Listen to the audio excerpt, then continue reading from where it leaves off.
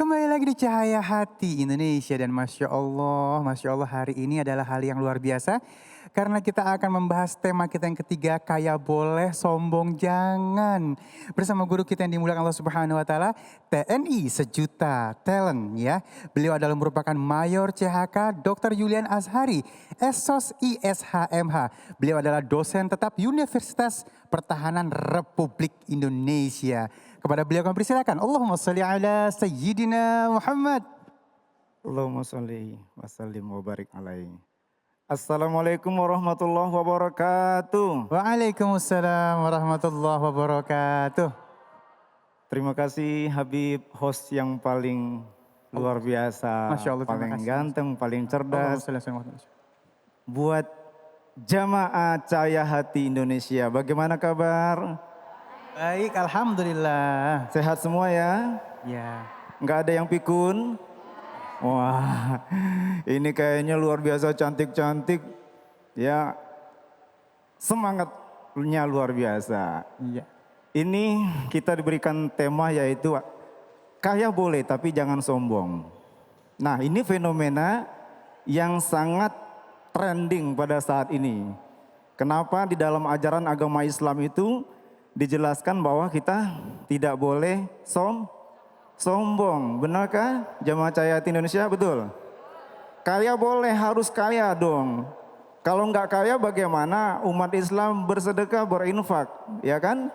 Kita dianjurkan supaya hidup berkecukupan. Karena di surat Al-Mu'min ayat 60 telah dijelaskan, berdoalah kepadaku kata Allah. Dan pasti akan aku perkenankan, akan aku kabulkan. Orang yang sombong itu tidak mau berdoa menyembahku kata Allah. Dan mereka yang sombong akan mendapatkan neraka jahanam. Benar enggak? Jamaah Cahaya Hati benar ya? Dan orang yang kaya itu sebaiknya adalah harus ingat adik-adik yatim piatu. Harus banyak bersedekah, berinfak.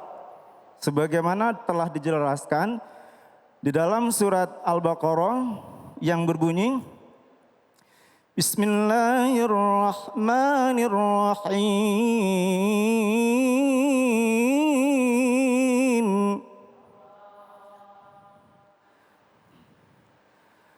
Alladzina yu'minuna bil ghaibi wa yuqimunas salata wa mimma razaqnahum yunfiqun. Ayat itu lagu apa ibu-ibu? Lagu ras ya. Ya. Kalau lagu Hijaz beda lagi ya. Kalau lagu Hijaz begini. Alladzina yu'minuna bil ghaibi wa yuqimunas salata wa mimma razaqnahum yunfiqun. Jamaah Cahaya Hati Indonesia mau nggak jadi kori? Mau? Itu tadi ayatnya tentang kita harus banyak berinfak. Karena orang-orang yang beriman itu orang yang dikatakan beriman adalah orang yang mendirikan sholat, orang yang percaya kepada yang gaib, ya, percaya kepada mendirikan sholat dan menginfakkan sebagian rezekinya buat orang lain. Jadi harus orang kaya itu bagusnya banyak bersedekah. Boleh dipublis. Sedekah karena yatim kemana-mana, ngasih orang jalanan yang nggak mampu, kasih nasi kotak, itu bagus, itu kaya hati. Makanya ada program Cahaya Hati itu harus hatinya kaya. Bisa dikatakan hatinya kaya apabila dia hatinya apa? Tawadu. Kaya hati itu kaya yang paling sempurna itu adalah kaya hati ya Habib ya. Iya. Tadi saya senang, alhamdulillah barakallah Habib menyebut TNI Sejuta Talent. Kenapa? Karena saya seorang dosen tetap di berbagai universitas di Jakarta. Dosen tetap di Unhan, di Universitas Islam Jakarta, ada belas, saya lupa dosen di mana aja gitu. Jadi seorang pengacara juga karena tadi saya klarifikasi kenapa juga sebagai S1 hukum, S2 hukum, S3 hukum di Universitas Hasanuddin. Ya, S1-nya dakwah. Jadi seorang penceramah, saya ini memotivasi nih untuk rakyat semua Indonesia, terutama jamaah Cahayati Indonesia, Pak Azhari sebagai penceramah, qori nasional, lawyer, vokalis, aktor FTV, ya banyak sekali motivator dan juga sebagai instruktur senam aerobik. Unik sekali ya. Kalau nyanyi itu susah loh Bu. Kebetulan kalau biasa Ustadz lagu-lagu nasyid, sholawat ya. Kita mayoritas Pak Azhari lagu-lagu Maluku. Cinta yang sekarang katong dua punya, suseng bisa pisah. Kota Ambon saja yang jadi saksi, katong pun cinta nyonge. Rindu deng ale sama yang pernah, katong dolo-dolo. Kenangan indah cerita cinta di sudut kota Ambon. Di situ vibranya. Kalau lagu sholawat gampang, udah makanannya. Ayo sama-sama sholawat Pak. Salatullah, salamullah, ala toha. Jawabannya? Rasulillah. Salatullah, salamullah, ala yasin habibillah. Kalau Ustadz tuh udah makanan lah yang gitu-gitu. Tapi unik juga Pengajar ini lagunya lagu-lagu Maluku. Karena kelamaan dinas di Ambon ya. Nah tadi ya ibu-ibu jamaah Cahayati Indonesia. Tadi sombong tuh kayak misalnya sedekah itu bagus. Banyak sedekah. Itu nanti akan banyak lagi tersentuh hati orang-orang mukmin di muka bumi ini untuk bersedekah, memperhatikan ada yatim yang nggak punya bapak, nggak punya orang tua, semua itu ya. Yang kedua kita tidak usah sombong karena orang sombong itu nanti dilaknat oleh Allah. Nggak akan bisa mengalahin Nabi Sulaiman. Nabi Sulaiman itu adalah nabi yang paling kaya. Ya, dia punya harta karunnya banyak. Benar nggak Bu? Kisah Nabi Sulaiman itu nabi yang paling kaya raya. Itu beliau aja tidak sombong. Dan selanjutnya sombong itu akan mengarah ke perbuatan musyrik, syirik. Benar gak? Mempertuhankan hawa nafsu. Ya, betul. Ibu-ibu di sini tidak ada yang sombong kan? Enggak. Karena semuanya senyum. Iya Bebe. Saya suka banget kalau orang senyum daripada lumanyun. Lebih baik senyum. Yang penting jangan senyum sendiri. Senyum sendiri di kamar mandi ngapain kok senyum. Lama karena ketawa sendiri itu jangan juga ya. Ya, boleh senyum tetapi jangan senyum sendiri.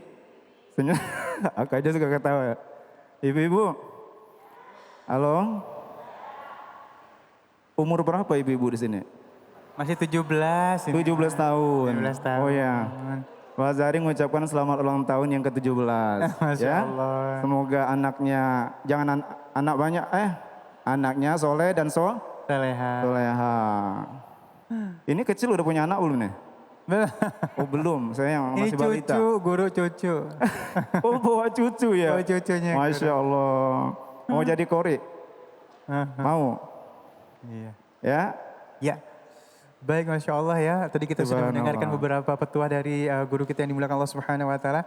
Memang kadang-kadang orang kaya itu selalu diiringi dengan kesombongan ya guru ya. Iya. Nah sementara tadi guru udah ngajarin kalau misalnya kaya boleh, sombong jangan. Nah guru gimana sih supaya kita nggak sombong? Ada caranya nggak sih? Supaya kita tidak sombong, mental kita tuh juga harus dilatih dong. Banyak-banyak kita bersedekah. Tadi kan yang ayat kita bacakan tadi, orang yang beriman itu yang menginfakkan sebagian rezekinya buat orang orang lain. Nah, terkadang kita hanya mempamerkan punya banyak mobil, punya banyak rumah, punya banyak villa, hotel berbintang, ya, duit berlipat, mobil mengkilat, rumah bertingkat. Tetapi kita lupa kepada saudara-saudara kita yang kurang berun. Caranya supaya tidak sombong itu memang harus dilatih. Kita banyak bersedekah ke orang-orang yang nggak mampu. Datang ke panti asuhan itu akan sangat luar biasa. Karena saya pribadi, saya melatih diri saya supaya ini kalau datang ke orang yang nggak mampu itu kita suka nangis. Kalau datang anak-anak panti asuhan, datang ngasih makan orang di gerobak, itu yang saya lakukan, Habib. Saya sering pulang kantor itu ada makanan lebih, saya taruh di kendaraan. Udah yang orang-orang susah di tengah jalan itu yang mereka tidur di atapnya langit di bawah, suka saya kasih. Nah, dengan melatih gitu kita merasa terhanyut gitu. Dilatih banyak-banyak sedekah aja. Baik, Masya Allah.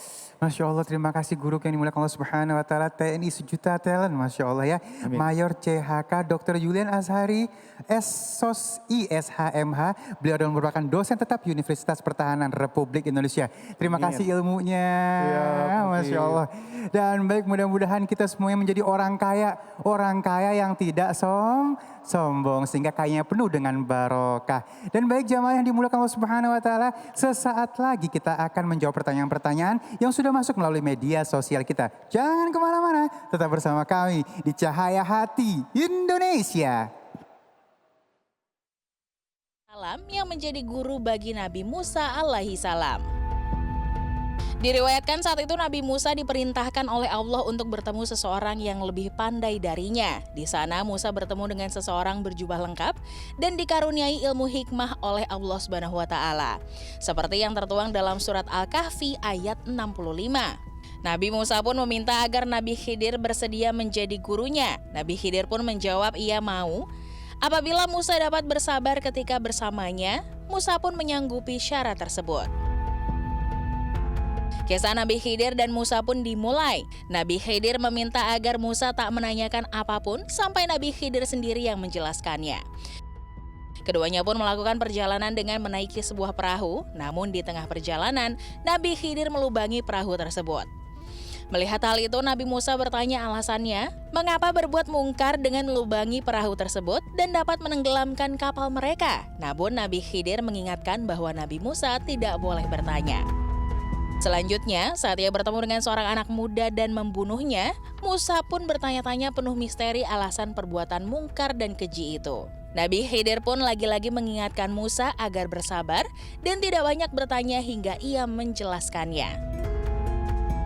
Mereka pun berjalan hingga di sebuah kota. Sesampainya, mereka berdua meminta untuk dijamu oleh penduduk.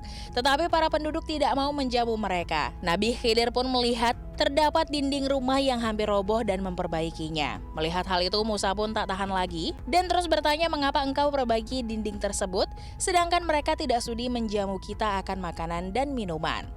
Serta Musa mengatakan bahwa Nabi Khidir bisa meminta imbalan sebagai gantinya. Mendengar itu, Nabi Khidir pun memutuskan untuk merasa pertemuan mereka cukup dan meminta berpisah dengan Musa. Setelah itu, Nabi Khidir juga menjelaskan pelajaran yang terjadi selama perjalanan kepada Musa. Nabi Khidir mengatakan bahwa perahu yang ia lubangi merupakan milik orang miskin, sedangkan di depannya terdapat raja yang akan merampas setiap perahu. Sehingga hal itu dilakukan untuk menyelamatkan perahu tersebut, sedangkan orang miskin tersebut akan menepi dan selamat. Kemudian anak muda yang dibunuh merupakan seorang anak yang akan menyesatkan serta durhaka terhadap kedua ibu bapaknya, sementara kedua orang tuanya adalah mukmin, sehingga Nabi Khidir khawatir jikalau sang anak bisa membawa orang tuanya dalam kekafiran, dan Allah akan memberikan anak yang lebih baik dan soleh kepada keluarga tersebut. Terakhir, Nabi Khidir menjelaskan perihal dinding rumah yang ia perbaiki, bahwa rumah tersebut milik dua anak yatim dan di bawahnya tersimpan harta bagi mereka berdua. Itulah jamaah kisah Nabi Khidir yang merupakan guru bagi Nabi Musa alaihi salam. Semoga kisah tersebut bisa menjadi inspirasi agar kita dapat terus menuntut ilmu dan tidak memiliki sifat sombong akan pengetahuan. Sesungguhnya Allah yang Maha mengetahui dunia dan segala isinya. Wassalam.